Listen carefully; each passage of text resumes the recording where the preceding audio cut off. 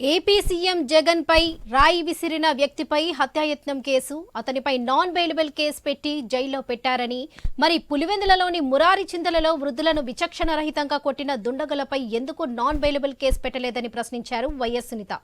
హత్య కేసులో నిందితుడిగా ఉన్న అవినాష్ రెడ్డికి ఎన్నికల కమిషన్ రూల్స్ తెలియదా అని ప్రశ్నించారు.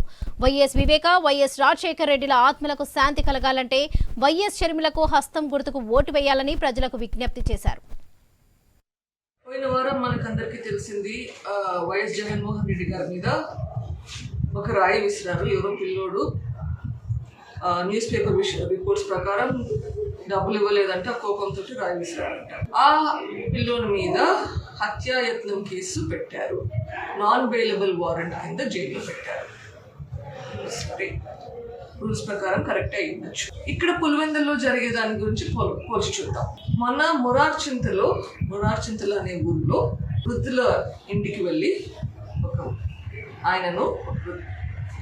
ఆ ఇంట్లో ఉండే ఆడవాళ్లను దౌర్జన్యంగా చితకబాది కాళ్ళతో కట్టెతో చితకబాది కొట్టారు. పోయిన వారం మనకందరికీ తెలిసింది, వైఎస్ జగన్మోహన్ రెడ్డి గారి మీద ఒక రాయి విసిరారు. ఎవరో పిల్లోడు న్యూస్ పేపర్ రిపోర్ట్స్ ప్రకారం డబ్బులు ఇవ్వలేదంటే ఆ కోపంతో రాయి విసిరారంట. ఆ పిల్లోని మీద హత్యాయత్నం కేసు పెట్టారు.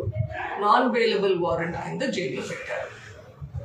సరే, రూల్స్ ప్రకారం కరెక్ట్ అయి ఉండొచ్చు. ఇక్కడ పులివెందుల్లో జరిగే దాని గురించి పోల్చి చూద్దాం. మొన్న మురార్ చింతలు అనే ఊరిలో వృద్ధుల ఇంటికి వెళ్ళి ఆ ఇంట్లో ఉండే ఆడవాళ్లను దౌర్జన్యంగా చితకబాది కాళ్ళతో కట్టెతో చితకబాది కొట్టారు. పోయిన వారం మనకందరికీ తెలిసింది, వైఎస్ జగన్మోహన్ రెడ్డి గారి మీద ఒక రాయి విసిరారు. ఎవరో పిల్లోడు న్యూస్ పేపర్ రిపోర్ట్స్ ప్రకారం డబ్బులు ఇవ్వలేదంటే ఆ కోపంతో రాయి విసిరారంట.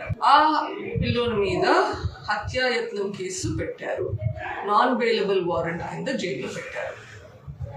సరే, రూల్స్ ప్రకారం కరెక్ట్ అయి ఉండొచ్చు. ఇక్కడ పులివెందుల్లో జరిగే దాని గురించి పోల్చి చూద్దాం.